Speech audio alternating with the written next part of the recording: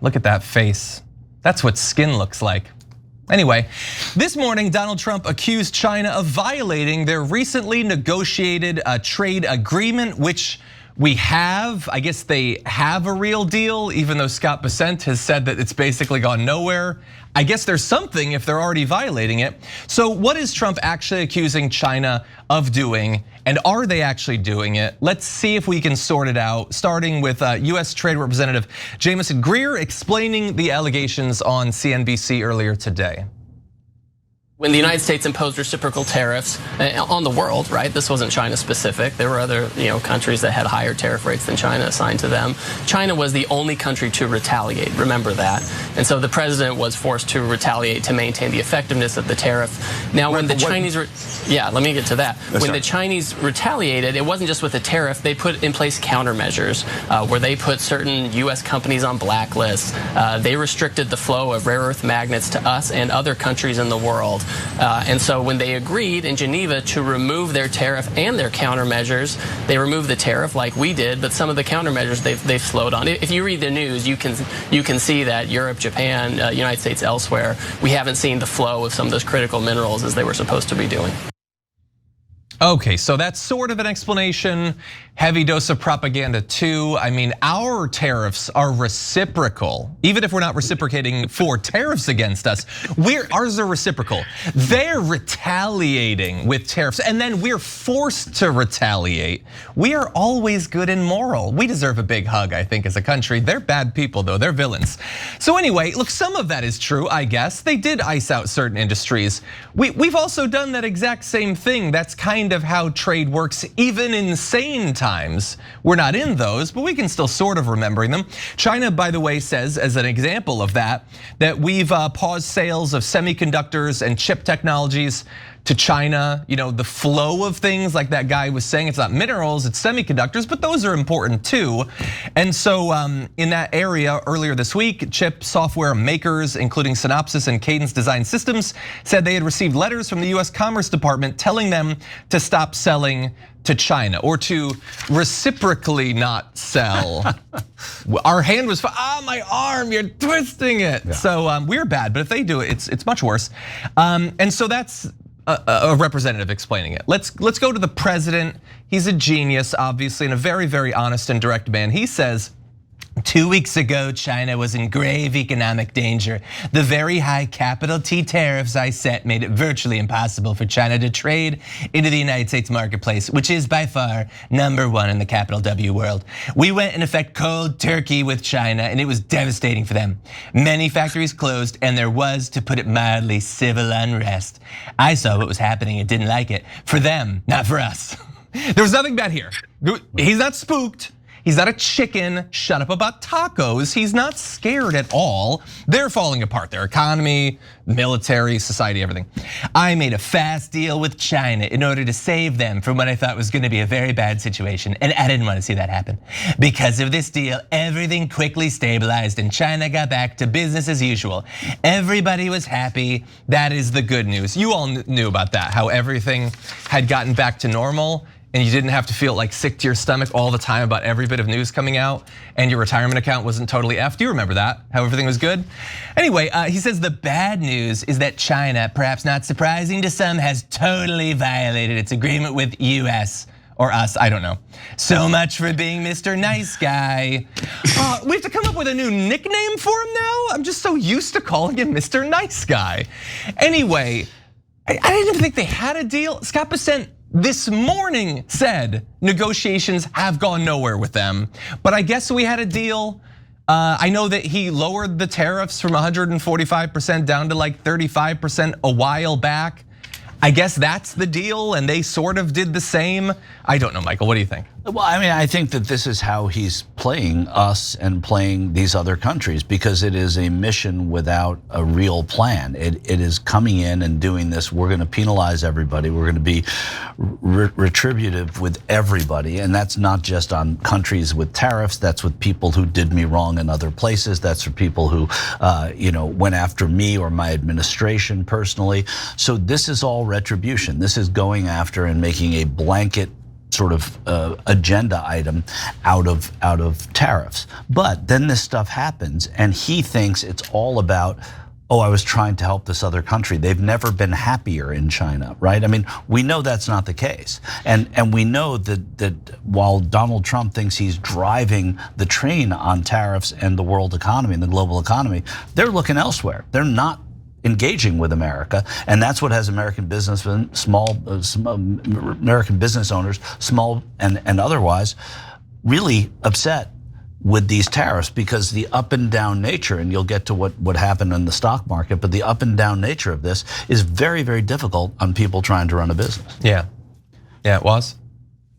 To be honest with you guys, I don't know if you guys saw the clip where this lady reporter in the White House press pool said that the guys on Wall Street, that some of her sources on Wall Street refer to Trump as taco, meaning Trump always chickens out in reference to the tariffs. And he got really pissed, said that was a nasty question, was like, oh, I've never heard that before. Trump doesn't always chicken out. And then he came up with all of this crap. And I'm like almost 100% sure he did this because of that. Yeah. Because that lady said to him that people were laughing at him on Wall Street and saying that he always chickens out. Yeah, it's nasty of you to even bring it up, Was. Yeah, exactly. And he said to her, "Don't ever say that." Like, he was so affected, and he definitely hadn't heard about it before. This was him in real time learning about it. He wasn't already stewing in it. And of course, it was a female reporter too. Oh, which makes it even nastier. Even nastier. Yeah. I'm not sure which reporter. He didn't say low IQ, so she might have been a white lady reporter. Right, I'm not sure. Right. But anyway, yeah. Like, he's just so emotional the way he responds to things, and he's freaking out because now they're laughing at him on Wall Street. And I want to reassure Trump, yes, it sucks that they're laughing at you now about the taco thing, but I want to make clear, lots of people have been laughing at you for a really long time. If you're not used to it by now, you're never going to be used to it, buddy. You gotta grow up. You've only got a few years left. So anyway, he's lashing out. He's trying to look strong, implying that he's trying to help them. So like, I'm trying to understand as a regular person, I'm not a business expert or whatever. So he put these massive tariffs, like 145%. Trade was basically gone. We're not gonna buy from them, they're not gonna buy from us, which hurts their industries, hurts our industries.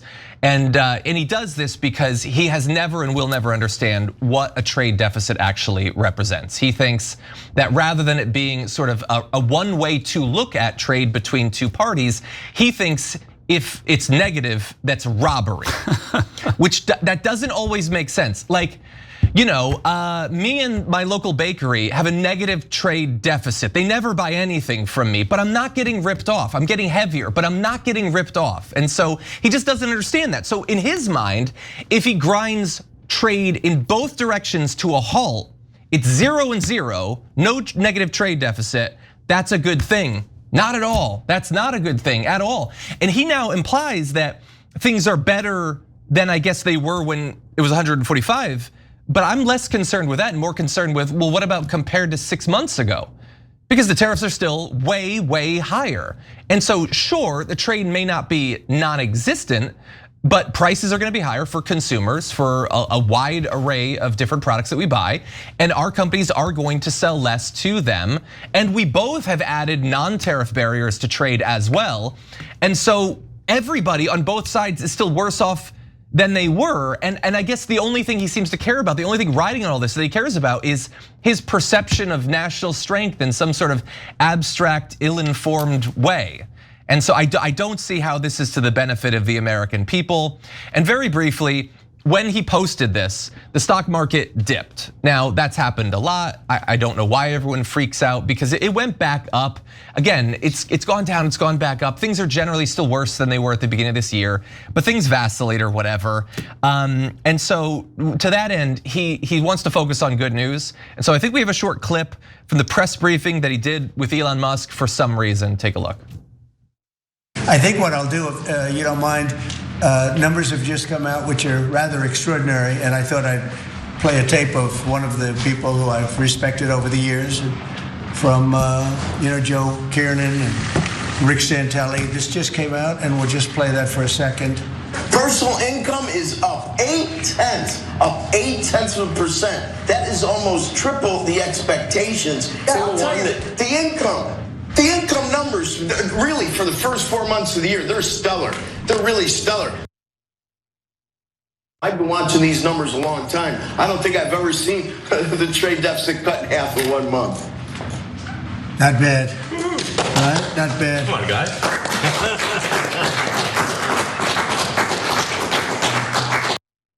He played more than a minute-long clip during a press briefing of one guy on the news who likes what's happening. Notice all the charts were like big dip, slight raise, which doesn't sound great. You're telling people that they're better off in terms of their income, which is a risky political strategy when they don't feel better off and when prices are higher. And again, the only reason he showed it was at the end, we've cut the trade deficit in half. There's no trade. There's no trade. This isn't good. Like if you're an American business that used to sell things abroad and you can't now, how much better do you feel that the trade deficit is a little bit more neutral? Of course not. And personal income up, the Biden jobs numbers are coming home finally, right? I'm not saying that, but you can cherry pick, which is what presidents of every party and every stripe have done. But this is bizarre cherry picking because it is one person's take on it, right? I mean, these are some hard numbers, and there are some numbers that are curious within these numbers, but the cherry picking and playing it, and then also going after NBC all day long, and then coming on and say, "Oh, here's one person at NBC who I like because they're saying something I like." It's no way to run a country. Moss, what do you make of it? Yeah, it just feels like he's at a loss right now because he thought this tariff regime was going to quote unquote bring China to its knees and they'd come begging back to the negotiation table, and it's been the opposite because China, and yeah, it has its drawbacks. The regime is pretty repressive, it's pretty authoritarian. However, one of the positives of the way they operate is they can make decisions unilaterally, and they're not gonna have a business community trashing them in the Chinese press. They're not gonna have. That's a great point. Yeah. All these different, entities going against what they want to do when America is so clearly attacking them. And then you add to the fact they get the gift that they get to tell to their people, like, these people are trying to bury us. They're trying to bury the great Chinese people. This is what we're gonna do to make sure that we're fine in the long run. Like, he doesn't realize who he's fooling with, man. These people are playing chess. And Donald Trump is clearly playing like pinochle or something. Yeah, ignorance sucks, man. It ruins when you don't understand the trade deficit, when you don't understand how tariffs work, either don't understand who pays for them or willfully deceive people about who pays for them. Like, yeah, how can you be surprised when the economic returns aren't good? And by the way, pinochle, a slightly complicated game. I just want to put that in there. So it's not, it's not a whole lot more complicated than or less complicated than chess is. I can't speak to pinochle. Okay. I interrupted you, but I just put it in the terms of board games, and I can come up with some comparisons. But anyway, and also I suspect, like, he liked the reference that Santelli made. I think it was Santelli, to the trade deficit, but also Santelli was. Like, was he on the stock exchange floor? Like, all that stuff was going on behind him?